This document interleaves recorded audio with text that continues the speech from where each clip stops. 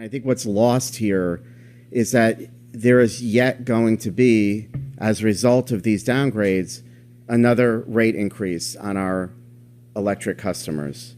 At a time when people are continuing to suffer with their electric bills, we continue to see these countless downgrades that are only going to increase borrowing for our utility companies and increase costs to ratepayers.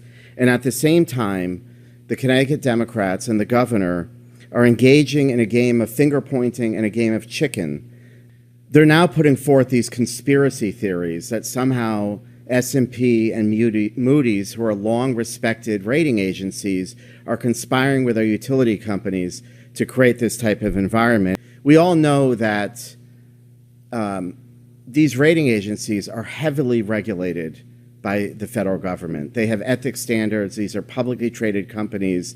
The gamesmanship that they are suggesting isn't possible. What we have now seen and what S&P has pointed to isn't about rate recovery or the viability of these businesses. They point to the viability of our regulatory agencies, which is unique. They're citing the fact that we have a volatile and uncertain market because the way PURA has been structured.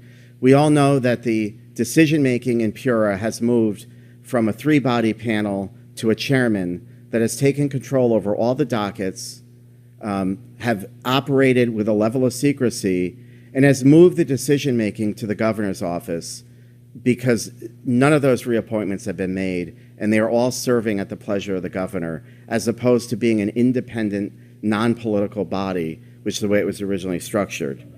And so today, yet again, I think I've been suggesting this over the last year, we are calling on the governor to make the appointments as required by state law.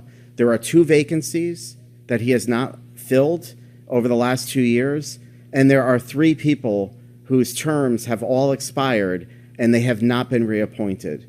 And we are calling on these 5 appointments to be made before the start of session. Otherwise, what we will be proposing as a caucus, what we proposed last year, is that these appointments should be transferred to the legislature to make them if the governor is unwilling to do so. Yeah, I mean, I think it's important to get people at this point that could build consensus around PURA. I think right now it is operating in a dysfunctional manner, and I think that we need other reforms that we will probably roll out to help make it function better. But right now, the governor has put all his eggs in the basket of our chairman, Gillette, and we are seeing that's not working for the state of Connecticut. So I think the individuals that need to be appointed are people that can build consensus and that could be open to conversation, be able to look at these dockets, deliberate fairly, and make tough decisions rather than political ones. So I think the uncertainty leads to rate increases. For instance, Chairman Gillette delayed the recovery of the Millstone contract for almost 2 years. And so all of that recovery was born in a 10-month period as opposed to being spread out over a 2-year period. The credits were also taken all up front in that first year.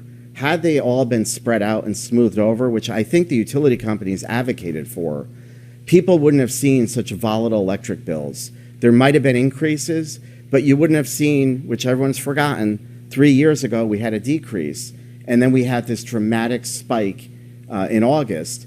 That would not have happened had they smoothed out that decision-making process. So I think what they're pointing to is it isn't just about not approving costs for these utility companies. It's not approving them in a timely manner, and so they're all ramped up. The other piece is, like, for instance, we're currently looking at putting in smart metering.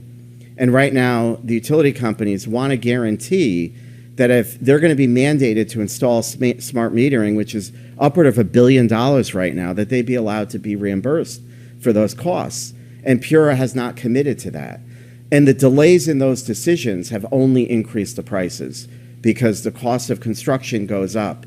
So all of these delays have only increased ratepayers' bills even more rather than keeping them flat or even lowering them. Are you saying that if it gets up to 5 people, they'd be able to override the chairman, or what? Why do you want it to go to 5? What is the point of that? Because the law requires it. It says shall. There's no room for a may or a whim. And quite frankly, what we've seen over the last few weeks, where we have many agencies that are flagrantly breaking the law, this is just another example of discarding what is on the books. So it's not my preference that we go to 5. It is required by state law that we go to 5. And I'm going to advocate following the law. I had suggested last year, if the governor didn't like 5, he should have put in a proposal to reduce it back to 3. Instead, he's choosing to ignore the law. And that's not a good message to be sending to the entire state of Connecticut. How about also, I've heard Lamont say, who cares if it's 3 or 5, that the issue is more important of who's there and what they do, and that the number isn't that important. It is, because it's required by law. I mean, the governor is saying essentially that he doesn't have to honor the statutes. And when public officials take their oath to honor the Constitution and the laws of the state of Connecticut, that's what we're required to do. So my question for the governor is, why does he think it's okay to violate state law? There's no discretion. And I could make the argument that we should have 3 or 7 or 5, but that's for the debate if we're changing the law. The law says 5. There needs to be 5. You can't deny the fact that there is a problem here. And so I think that if the governor is not willing to make these appointments, and it's not just the 2 vacancies. We have 3 individuals that are serving at the whim of the governor. And when you serve at the whim of one individual, you answer to that individual. That is not how PURA is to be structured. So if these reappointments are made, they then have the autonomy to make decisions that are best for the state of Connecticut, not what the governor thinks is best for the state of Connecticut. I think what I'm just pointing out is I think the ratepayers end up suffering because Connecticut's entire market is uncertain. So we have energy costs that are continuing to go up. We have leadership in the Democrat Party and in the governor's office that would rather finger point than try to solve the problem. And so I'm just standing here today saying the first thing we have to do is actually comply with the law.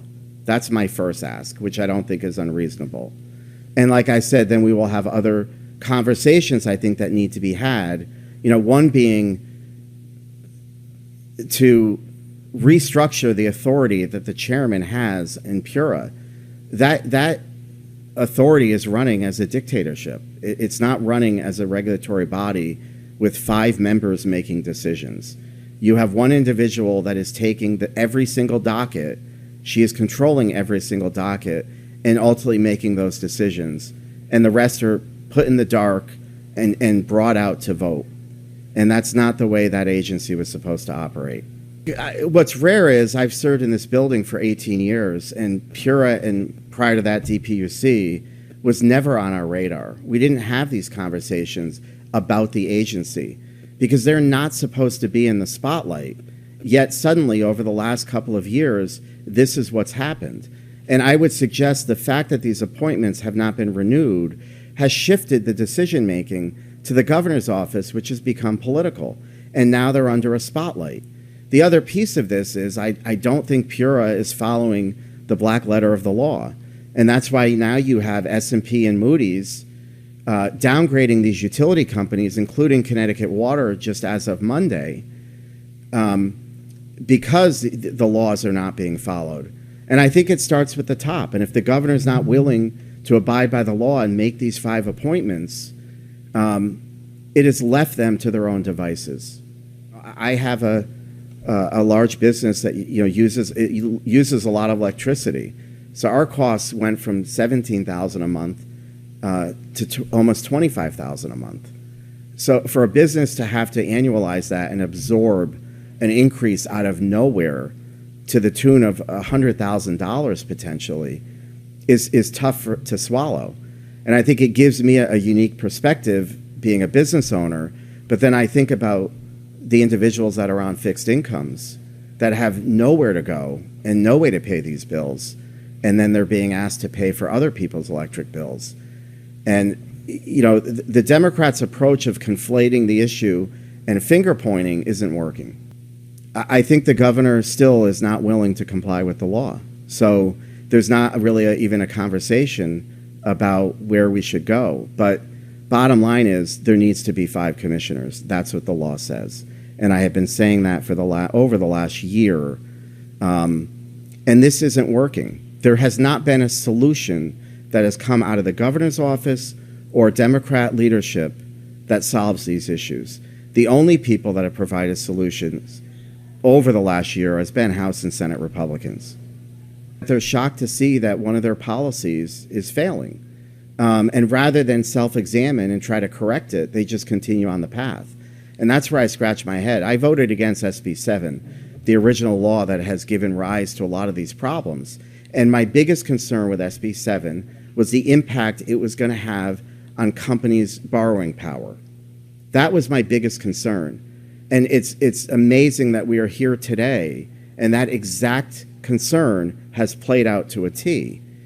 And yet, despite that fact, they're still failing to recognize it, and they're now reverting to these conspiracy theories to justify this law. People can have other opinions, but when those facts start turning into, those opinions start turning into facts, you've got to respond to it. And they still have not. And so it's mainly why I'm here today to say we've got to get something going. To be clear, I have always said we should be going to 5 people. So the governor is free to appoint whoever he wants.